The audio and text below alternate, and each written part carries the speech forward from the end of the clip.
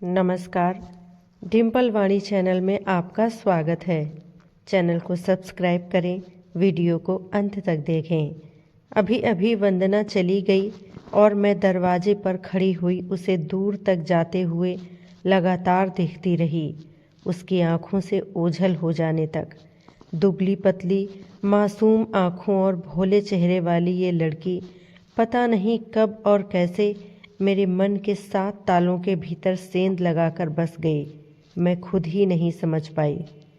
कितना कुछ न्यौछावर कर देना चाहती हूँ इस प्यारी लड़की पर, लेकिन वो मात्र एक चंदन का टीका लगवाकर चली जाती है।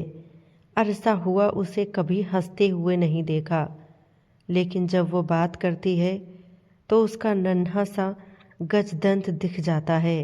रक्तिम अधरों के बीच से झांकती मोती जैसी सुघड़ दंत पंक्ति देखकर जान जाती हूँ कि हंसती हुई वंदना कितनी सुंदर दिखती होगी। सब कहते हैं वंदना की हंसी खो गई है, लेकिन मैंने तो वो हंसी देखी ही नहीं। कहाँ से ढूंढ लाऊं उस हंसी को। मैं चाहती हूँ कि वो एक बार फिर से हंसे, जीवन भर हंसती रहे। वंदना मेरी बहू हो सकती थी, मेरी बेटी भी हो सकती थी, लेकिन वो मेरी कुछ नहीं है।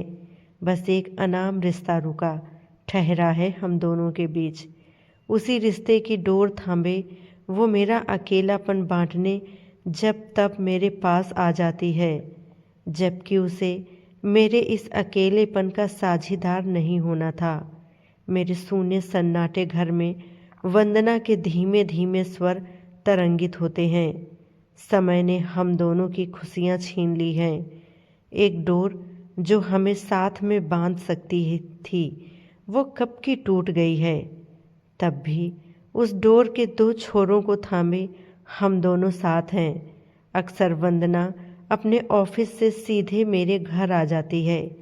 उसे पता नहीं होता कि आज कोई पर्व है। पर्व या त्योहार का होना तो मैं ही गिनती रहती हूँ।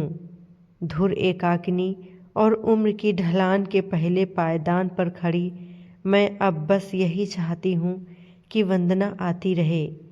एक वो समय था जब मैंने वंदना से मिलने तक से मना कर दिया था, और आज उसी के आने की राह तका करती हूँ। क्यों इतनी कठोर बन गई थी मैं उन दिनों, पूछती हूँ खुद से। शायद मैं स्वार्थी हो चुकी थी या अपने परिश्रम और त्याग का मोल लगाने को आतुर बैठी थी। सजल, तुम क्यों चले गए इस तरह अचानक? मेरी पलकें भीगती हैं और एक हिचकी गले में आकर अटक जाती है। मन लौटता है बीते दिनों की ओर। सजल मेरा बेटा, एक दुर्घटना और सब कुछ खत्म। वंदना, उसकी पसंद जिसे बिना मिले ही नकार दिया था मैंने। कारण था मेरे पास। आज सजल नहीं है तो सब याद आता है। वंदना एक ऐसी माँ की संतान थी जिसका सामूहिक बलात्कार हुआ था। माँ की मृत्यु के बाद उसे हॉस्पिटल की एक ईसाई नर्स ने पाल पोस कर बड़ा किया। उस पर वंदना समाजशास्त्र में रिसर्च कर रही थी और उसका विषय एड्स पीड़ित स्त्रियों से संबंधित था। वहम हो गया था मुझे कि कहीं वंदना भी एड्स संक्रमण की चपेट में आ गई तो। फिर सजल भी सोचकर कांप जाती थी मैं। फिर वंदना के जन्म का इतिहास, कितना विरोध, कितनी बहस हुई थी मेरे और सजल के बीच।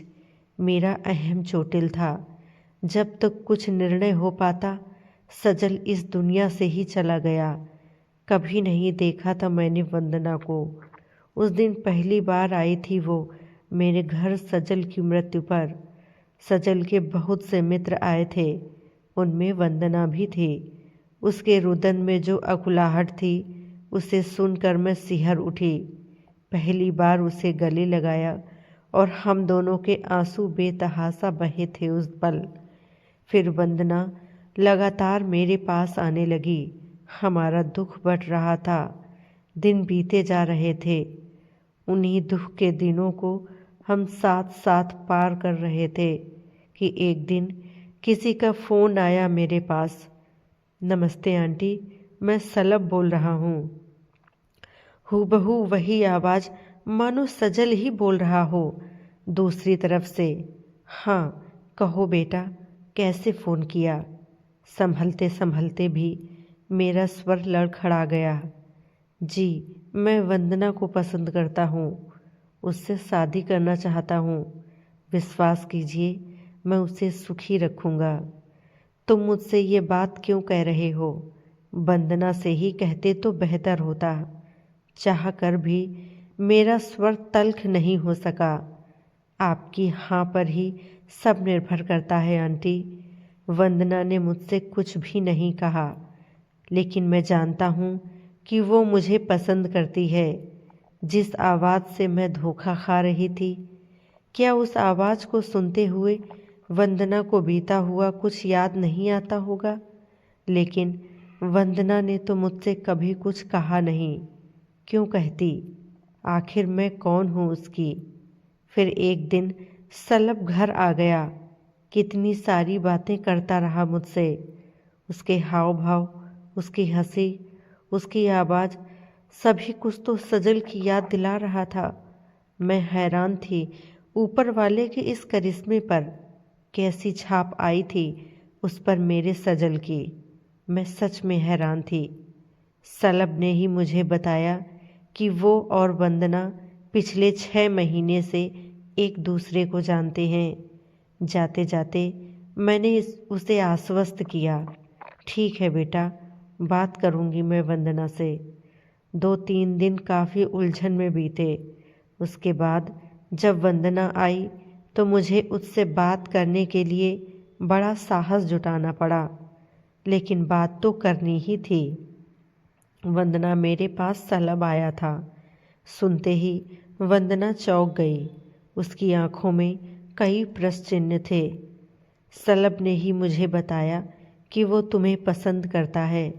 मेरा तुम पर कोई अधिकार तो नहीं है वंदना, लेकिन तब भी मैं पूछना चाहती हूँ कि क्या तुम भी? मैंने वाक्य अधूरा छोड़ दिया। कुछ देर चुप्पी छाई रही। वंदना बेचैन थी। वो नीचे देख रही थी। फिर मैंने ही चुप्पी तोड़ी।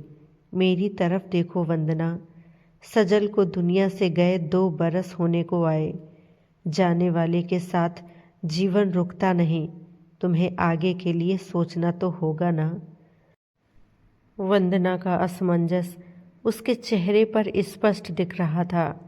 अचानक ही वह कहने लगी, आपको पता है आंटी, सलभ मेरे जीवन में उस समय आया जब मैं सजल के बिना जीने की आदत डाल रही थी। ये बहुत कठिन था मेरे लिए, लेकिन तब भी। कहते कहते वो थोड़ा रुकी और फिर बोली, काफ़ी समय बाद मैं उस दिन गुलाबों की एक प्रदर्शनी में अनायास ही चली गई थी। मुझे फूलों से बहुत प्यार है।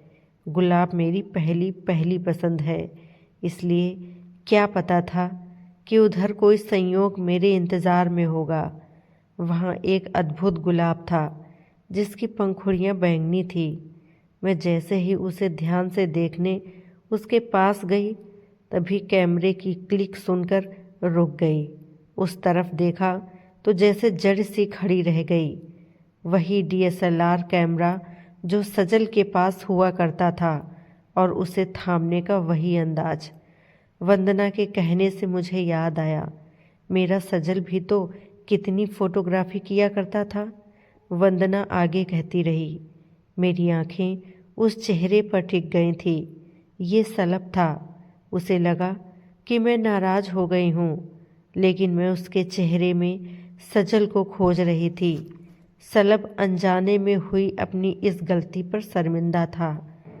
सॉरी कहते हुए उसने मुझे साथ में कॉफ़ी पीने का आमंत्रण दिया और मैं मंत्रमुग्ध सी उसके साथ चली गई।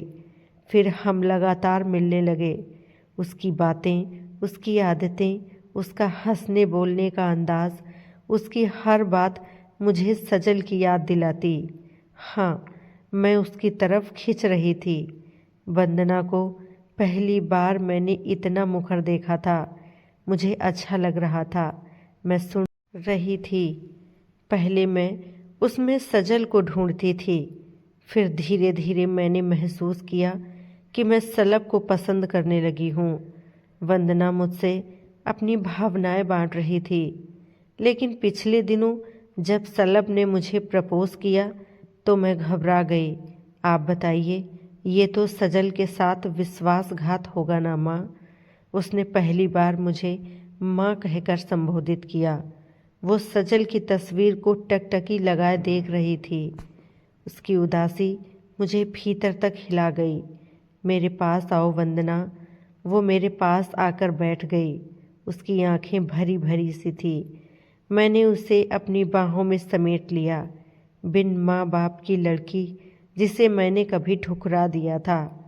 उसने अपने जीवन का पहला सपना देखा और उसका वो सपना भी मैंने निर्दयता से छीन लिया। मन भर आया मेरा। मेरे बेटे की पसंद कितनी सहज सरल थी।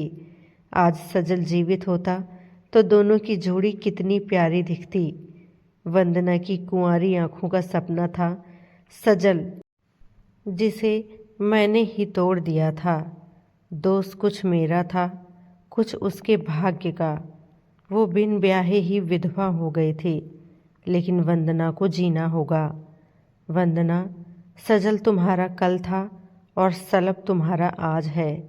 सलब को हाँ कह दे बेटी। मैं समझूंगी मेरा सजल लौट आया है। मेरा स्वर भर्रा गया था। आंटी, एक बात मन में आती है।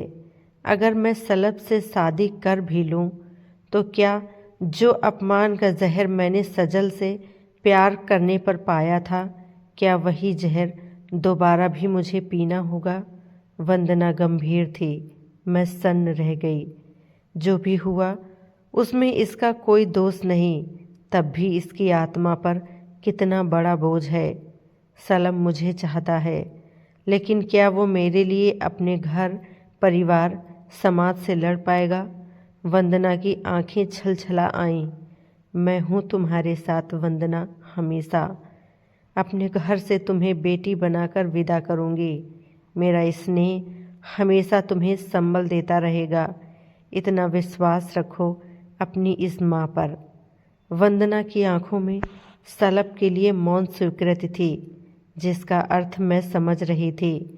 फिर एक सुबह जब वंदना और सलब मेरे घर साथ ही आए तो मेरी आंखें जुड़ा गईं। ऐसा लगा मानो मेरा सजल ही बहू को लेकर घर आया है और मुझे उसका परछन करना है। वंदना की खुशियों की बागडोर अब तुम्हें सौंपती हूँ सलब। मेरी बेटी का ख्याल रखना। मैंने सलब के हाथ में वंदना का हाथ सौंपते हुए कहा और उन दोनों ने झुककर मेरे पैर छू लिए। मैं आज चंदन नहीं, पूजा की रोली लेकर आई तो वंदना ने अपने माथे पर बिखर आए बालों को हाथ से ऊपर किया। रोली का तिलक उसके शुभ्र भाल पर दमक उठा था। आज कोई पर्व या त्योहार नहीं था, लेकिन आज बड़ा ही शुभ दिन था। मेरी बेटी का सगुन हुआ था आज। नतमुखी वंदना मुस्कुरा रही थी मेरे सामने पहली बार।